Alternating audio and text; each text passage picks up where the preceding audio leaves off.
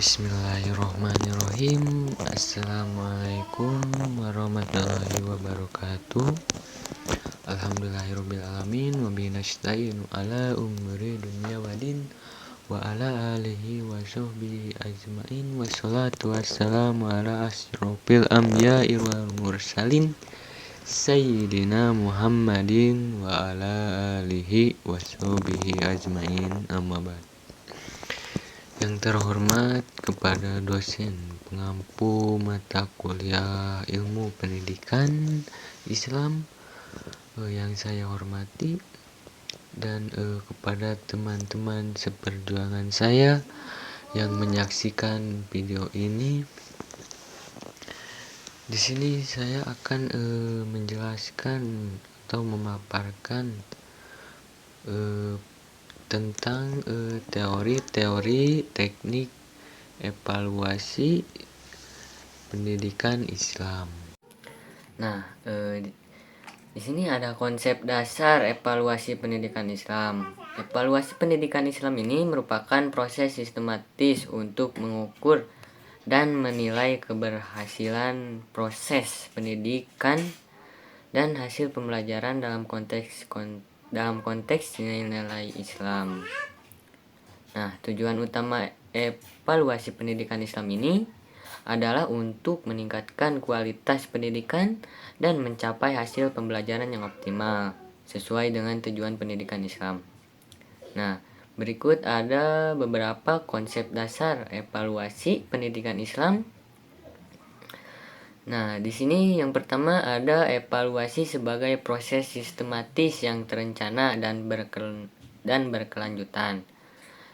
Nah, yang kedua ada evaluasi yang berorientasi pada tujuan baik, tujuan instruksional maupun tujuan pendidikan Islam secara umum. Nah, yang selanjutnya ada evaluasi yang menggunakan metode dan teknik yang valid dan variabel untuk memperoleh data yang akurat dan sahih. Nah, yang selanjutnya ada evaluasi yang bersifat integral yang meliputi aspek kognitif, afektif, dan psikomotor. Nah, yang selanjutnya ada evaluasi yang berfokus pada aspek kualitatif dan kuantitatif. Serta mempertimbangkan nilai-nilai Islam dalam proses penilaian. Nah, pendidikan Islam ini sangat penting membantu guru dan pendidik dalam memonitor dan mengevaluasi perkembangan siswa untuk mengidentifikasi kelemahan dan kekurangan dalam proses pembelajaran dan merumuskan strategi pembelajaran yang efektif.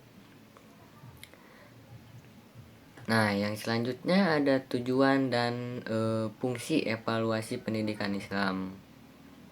Evaluasi pendidikan Islam ini memiliki beberapa tujuan dan fungsi yang saling terkait, di antara lain.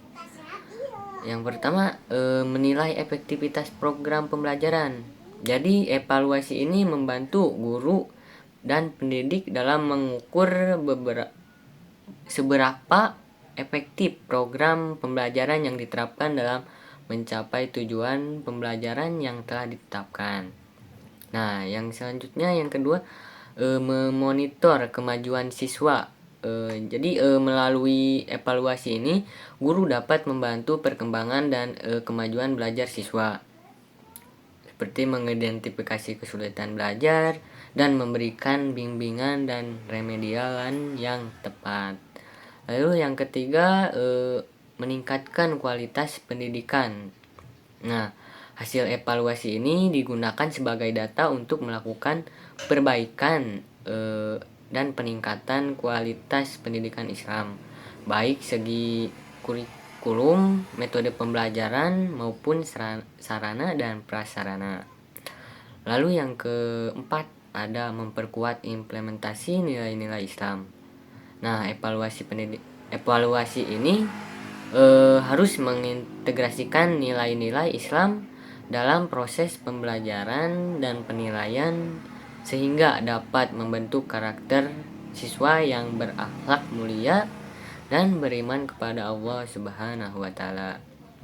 Lalu yang terakhir memberikan umpan balik kepada siswa. Nah, evaluasi ini berfungsi sebagai umpan balik kepada siswa agar mereka mengetahui sejauh mana penguasaan mereka terhadap materi pelajaran yang diberikan dan dapat memberikan motivasi untuk lebih giat lagi dalam belajar.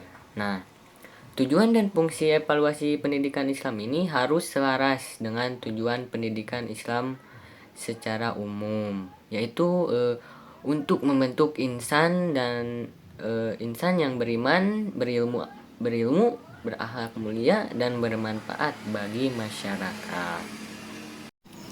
Lalu yang selanjutnya ada prinsip-prinsip evaluasi pendidikan Islam.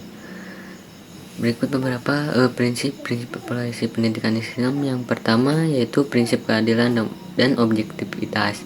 Lalu yang kedua prinsip validasi dan realitas. Lalu yang ketiga prinsip relevansi. Lalu yang keempat prinsip integritas. Lalu yang kelima prinsip kemanusiaan, dan yang terakhir prinsip kebermanfaatan. Nah, yang selanjutnya ada teknik evaluasi formatif dan sumatif. Yang pertama, evaluasi formatif ini dilakukan secara berkala selama proses pembelajaran untuk memantau kemajuan belajar siswa dan memberikan umpan balik yang tepat waktu. Evaluasi formatif ini bertujuan untuk memperbaiki dan meningkatkan proses pembelajaran agar lebih efektif. Lalu yang kedua, evaluasi sumatif. Evaluasi sumatif ini dilakukan pada akhir periode pembelajaran untuk menilai pencapaian belajar siswa secara keseluruhan. Evaluasi sumatif ini bertujuan untuk mengatur capaian belajar siswa sesuai dengan tujuan. Lalu yang selanjutnya ada tes tertulis, lisan, dan praktik dalam evaluasi. Yang pertama, tes tertulis biasanya digunakan untuk menilai penguasaan siswa terhadap konsep, teori, dan fakta. Tes tertulis dapat berbentuk soal pilihan ganda, benar, salah, menjodohkan, esai, atau kombinasi dan beberapa jenis soal. Lalu yang kedua, tes lisan. Tes lisan ini dilakukan dengan cara siswa menjawab pertanyaan secara lisan. Tes lisan dapat digunakan untuk menilai kemampuan siswa dalam berkomunikasi. Nah, ini menjelaskan konsep dan memecahkan masalah secara lisan. Lalu yang ketiga, ada tes praktek. Tes praktek ini merupakan teknik evaluasi yang menuntut siswa untuk menunjukkan kemampuan mereka dalam melakukan sesuatu secara langsung, seperti melakukan sholat, membaca Al-Quran, atau membuat kerajinan tangan. Lalu yang selanjutnya, teknik evaluasi autentik dalam pendidikan Islam. Nah, evaluasi autentik ini merupakan teknik evaluasi yang menekankan penilaian terhadap kemampuan siswa dalam menyelesaikan masalah nyata dan menerapkan pengetahuan dan keterampilan dalam konteks kehidupan sehari-hari. Teknik ini lebih menekankan pada proses dan hasil belajar siswa dalam situasi autentik dan bukan hanya pada penghafalan fakta dan konsep. Nah, yang selanjutnya ada kesimpulan di mana teori dan teknik evaluasi pendidikan Islam dirancang untuk mencakup aspek kognitif, afektif, dan psikomotor dengan tetap berlandaskan nilai-nilai Islam. Evaluasi ini bertujuan untuk menciptakan peserta didik yang tidak hanya cerdas secara intelektual, tetapi juga memiliki akhlak mulia dan keimanan yang kokoh. Sekian yang dapat saya sampaikan. Kurang lebihnya mohon dimaafkan. Sekian dari saya. Wassalamualaikum warahmatullahi wabarakatuh.